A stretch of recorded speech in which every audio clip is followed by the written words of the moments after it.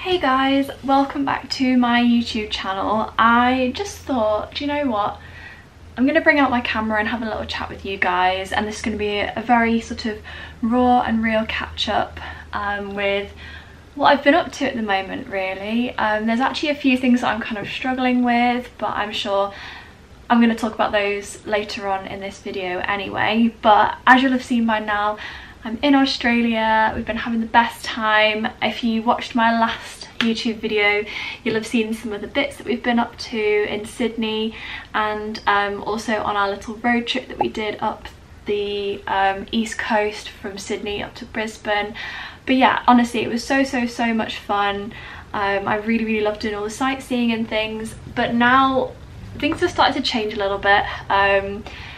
I've been travelling for sort of a month or so now, and so me and my boyfriend, who I'm out here with, we've actually decided that we want to sort of settle down for a little bit and try and get some jobs.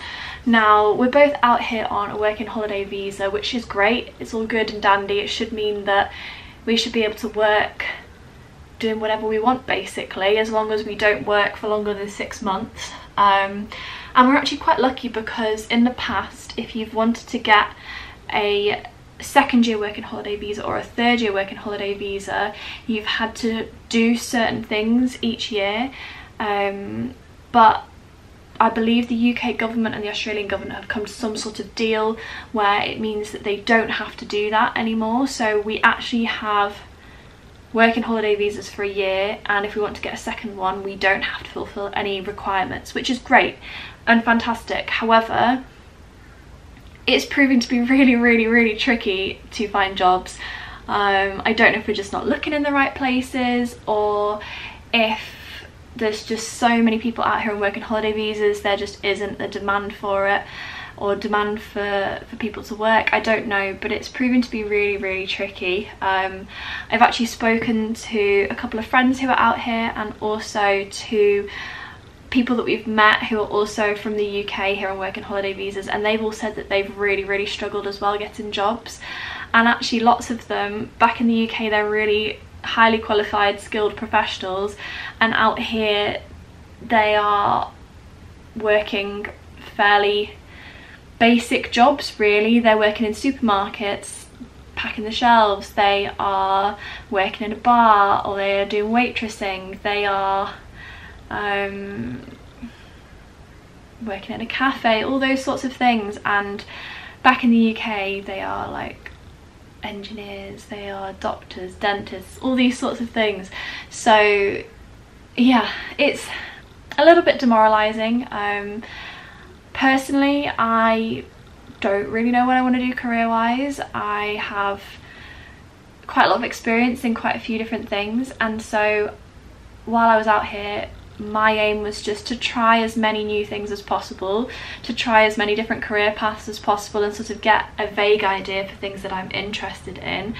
And at the moment, even just looking at the job boards and stuff, there is nothing to apply for, and if there is anything, it literally goes like that. It goes so quickly.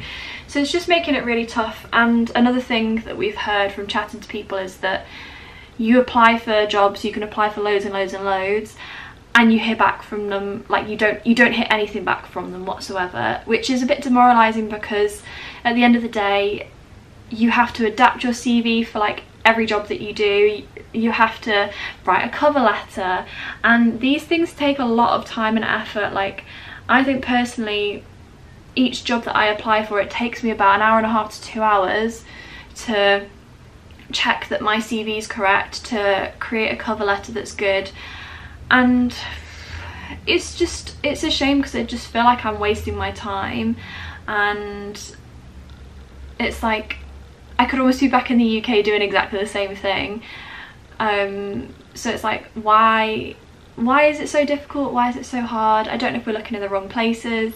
I've had a look at some different backpackers websites, so like there's one called Backpacker Jobs or something, and I've applied for a couple of jobs on there, but I'm not gonna lie, they do look like scam adverts. They just seem a bit dodgy, and on the website it said that some of them they've had over 300 applicants for, but the job posting is still up. So to me that just seems a bit odd.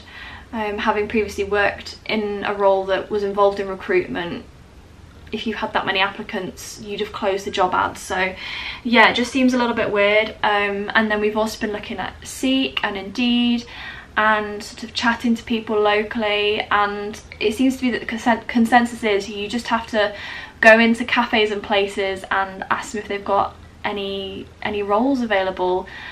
And to me it just seems ridiculous. Like, there's so many people coming over from other countries on these working holiday visas. You'd have thought there would be the demand for it. You'd have thought people might want to work with people who have skills and knowledge that they can use in their company, that they can make the most of, even if it's only for a short amount of time. And that's the other thing. It's not just about getting the work, it's about having the work and finding somewhere to live.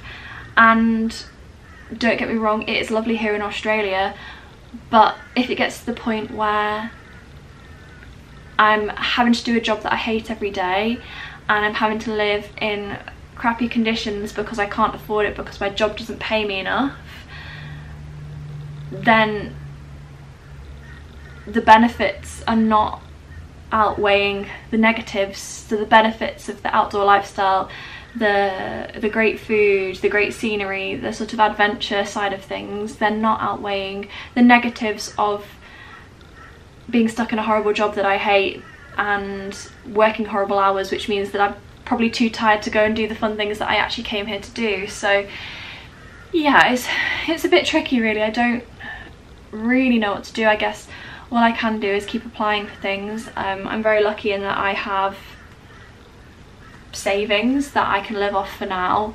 However, it is tricky when, as well, you're having to live in Airbnbs all the time, and that is the only reason we're staying in Airbnbs is because they are cheaper than staying in hostels, which again I think is shocking, because the whole point of hostels is that they're supposed to be cheap, and yeah, cheap options for people who want to travel, for young people who don't have a lot of money. So to find that you're sharing like a 10-bed dorm and it costs more to get 2 beds in a 10-bed dorm than it does to get an Airbnb for 2 people for a night, I'm sorry, but that's just not acceptable. Like, it's just ridiculous that they're doing that out here. So yeah, I'm sorry, this is coming across really quite negative, but I just wanted to show that actually, with all the ups and all the amazing things that there are about being in a new country and exploring and things and travelling, there are these negatives and these downsides as well. And I'm sure I'm not the only person that's experienced this. Like I say, I've spoken to quite a few people out here and they've had exactly the same experience, and surely, yeah, surely it could be better. Surely something could be done about it. I don't know if anybody knows of any good job websites, or if there's even like any agencies or something that specifically deal with people that are here on working holiday visas that are looking for temporary works. This is the other thing, there's a lot of roles on there, or like on these sites that I could apply for, but they say like 8 months minimum, and at the end of the day I'm here to travel, I'm here to experience Australia and see as much as I can, and so I don't want a job for 8 months. I want a job for like maybe 3 months, maybe 4 months. I mean, at a stretch I could maybe do 6 months. However, that does mess with my travel plans a little bit, because at some point I really want to go do a road trip down the west coast, and in order to do that you've got to do it at a certain time of the year because it's too hot otherwise. So yeah, it's a little bit tricky. I've had a look on Instagram. There's lots of things on Instagram where people give advice on how to get jobs for your working holiday visa, and it just seems like people, I know that in the past they talked about like the American dream and stuff. It feels like people have this dream of Australia and they're going to come out here and they're going to work and it's going to be amazing, and they're going to live the Australian lifestyle. And all the stuff that I see on Instagram about people working here on working holiday visas, they are just working ridiculously like long hours. Some people are even working 3 jobs just so that they can stay in a 4-bedroom, like no, not a 4-bedroom, but like in a bunk bed with in a tiny weeny room with like 6 other people in Sydney. I don't know, it just doesn't add up to me. Yeah, I'm rambling now, but I guess in summary, if anybody has any ideas or any suggestions of places to look for jobs, or any advice if you've been to Australia on a working holiday visa, how did you get jobs? Did you manage to get jobs? What websites did you look at when you were trying to live or find accommodation?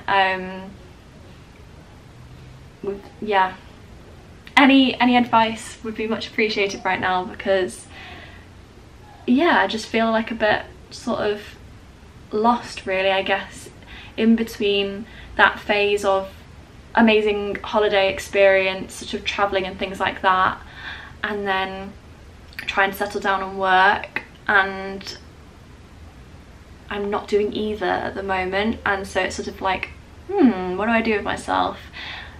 Sort of twiddling my thumbs a little bit. I mean, obviously I'm not twiddling my thumbs because I'm not that sort of person. I'm rubbish at sitting still and doing nothing, but at the same time still sort of feeling in limbo really. But yeah, anyway, I'm gonna close off this video now because it's getting pretty long and I feel like I've been rambling. But honestly, any advice would be much appreciated. Please leave anything down in the comments below and I'll definitely have a look and get back to you. But yeah, thank you so much in advance for your help and advice. I really appreciate it, because right now just not too sure what to do with myself, to be honest. Anyway, I'll see you next time. Bye guys.